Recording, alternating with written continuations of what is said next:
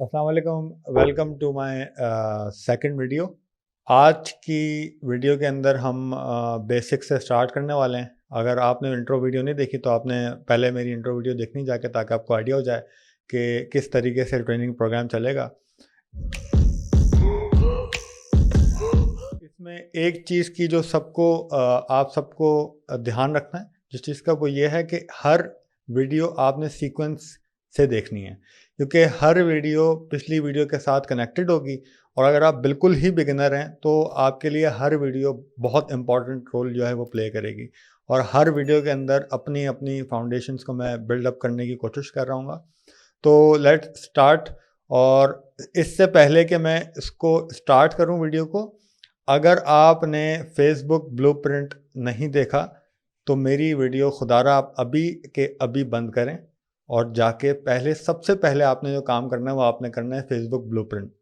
अच्छा, अगर कुछ लोग इंग्लिश पढ़ने के अंदर उनको कुछ मुश्किल होती है या उनको समझ नहीं आती, तो यूडेमी पे भी फेसबुक का कोर्स पड़ा हुआ है, वो भी इंग्लिश में है। लेकिन मैं आपको फिर भी रिकमेंड करूँगा कि आप थोड़ा सा वो देख लें।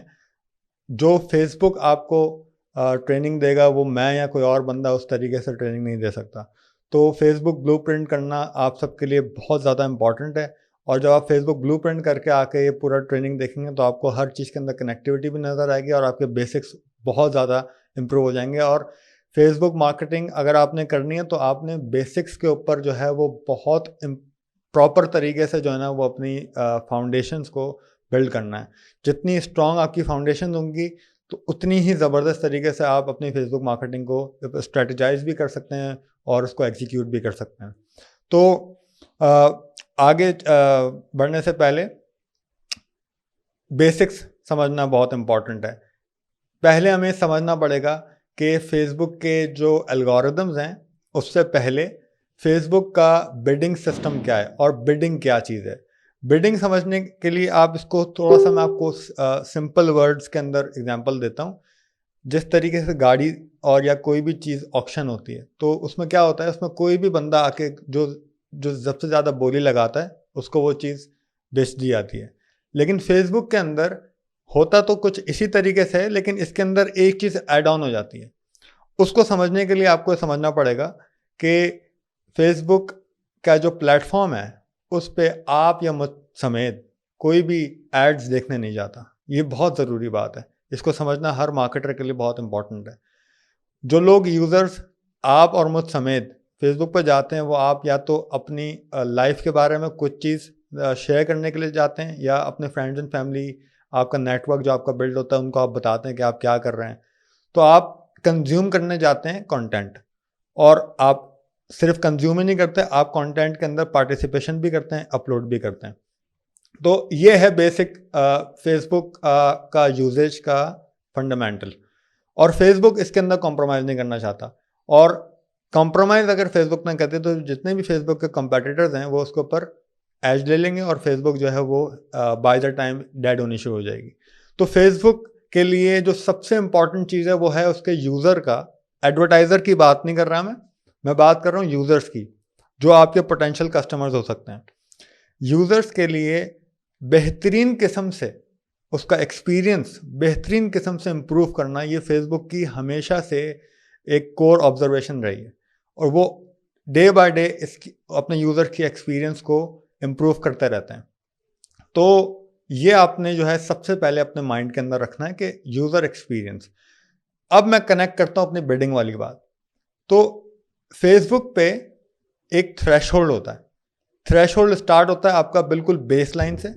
सो मैं इसको समझाता हूँ। जब तक वो बेस लाइन से आप थ्रेशहोल्ड पे नहीं आते, जब तक आपका ऐड चाहे वो कितना ही अच्छा हो चाहे वो कितना ही बुरा हो, वो फेसबुक के कोई ऑडियंस पे जाता ही नहीं है, फीड पे जाता ही नहीं है। तो उस थ्रेशहोल्ड मीट करने के दो क्राइटेरियाज हैं, आप स्क्रीन पे भी देख रहे होंगे कि एक होती है बेस लाइन। उस मैं आपको एग्जांपल देता हूँ दो मार्केटर्स की, मार्केटर ए और मार्केटर बी। लेट्स अज्यूम कि दोनों मार्केटर्स जो है वो एक ही चीज सेल कर रहे हैं और वो है ब्लैक टी शर्ट। अब मार्केटर ए ने अपने एड क्रिएटिव के ऊपर बहुत मेहनत की है, अपनी एड कॉपी के ऊपर बहुत मेहनत की है, उसने एसईओ ऑप्टिमाइज एड कॉपी लगाई है।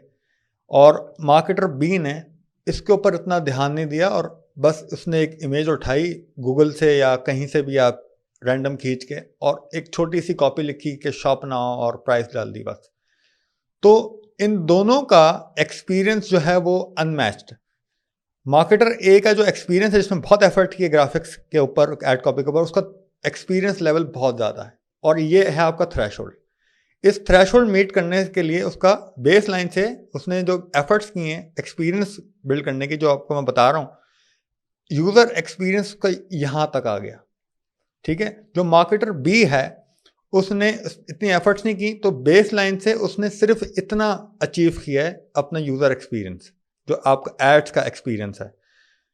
तो ये जो थोड़ा मार्केटर ए का जो गैप है और जो मार्केटर बी का जो गैप है, ये कौन फिल करता है? ये फिल करता है आपके पैसे।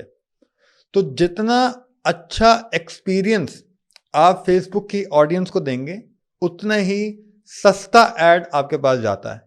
इस मैट्रिक्स को कहते हैं CPM। CPM इसका मतलब होता है कॉस्ट पर 1000 इम्प्रेशंस, यानी आपके 1000 इम्प्रेशंस के ऊपर फेसबुक आपको कितना चार्ज करती है, ये उस बिडिंग सिस्टम के ऊपर होता है जो मैं थ्रेशोल्ड में आपको समझा रहा हूँ। ये बहुत इंपॉर्टेंट है। जब आप आगे हम फनलिंग पार्ट में जाएंगे इंटरमीडिएट लेवल के ऊपर, तो आपको ये बात वहाँ पे जाके कनेक्ट होगी जो मैं कहना चाह रहा हूँ। बट ये बहुत ज़बरदस्त बात है अगर आपको समझ आ जाए। सेकंड पार्ट है फेसबुक मार्केटिंग, या इसको इस तरह कह लें कि किसी भी डिजिटल मार्केटिंग के पिलर्स होते हैं, और मैंने जो पिलर्स आइडेंटिफाई किए हैं जिस पे मैं बहुत फोकस रहता हूँ, वो सिर्फ 4 पिलर्स हैं। एक पिलर आपका होता है जिसको आप कहते हैं स्ट्रेटजी बिल्डिंग, यानी आप इस पिलर को आप मजबूत करते हैं तो आप स्ट्रेटजीज बनाना सीखते हैं। दूसरा पिलर का नाम होता है, आप इसको फाउंडेशंस भी कह सकते हैं। दूसरा जो पिलर है उसका नाम है एग्जीक्यूशन, यानी आपने स्ट्रेटजी तो बना ली, लेकिन अब आप उसको एग्जीक्यूट कैसे करते हैं। तीसरा जो पिलर है उसका नाम है डेटा एनालिसिस, यानी आपने स्ट्रेटजी बना ली, अब आपने उसको एग्जीक्यूट भी कर दिया। अब आप उस एग्जीक्यूशन के बाद जो आपके पास डेटा आ रहा है, जो आपने पैसे दे के लिया है फेसबुक से, इसको एनालिसिस करें रीड करने के बाद। यह एक तीसरा पिलर है। और fourth, decision making. Decision making क्या है कि आपने उस डाटा के ऊपर डिसीजन लिया कि आपने कैंपेन बंद करनी है, आपने कैंपेन को स्केल करना है, या आपने कैंपेन को 3 दिन के लिए और चलने देना है। ये डिपेंड करता है आपके डाटा एनालिसिस के ऊपर। Decision making is very important, और मैं इसको अपनी पूरी ट्रेनिंग के अंदर आपको फर्दर इंशाल्लाह एक्सपीरियंस और इसको डिटेल में बताता रहूँगा। ये हैं 4 पिलर्स और थ्रेशोल्ड और बिडिंग का प्रोसेस फेसबुक का। इस तरीके से फेसबुक का पूरा प्रोसेस काम करता है।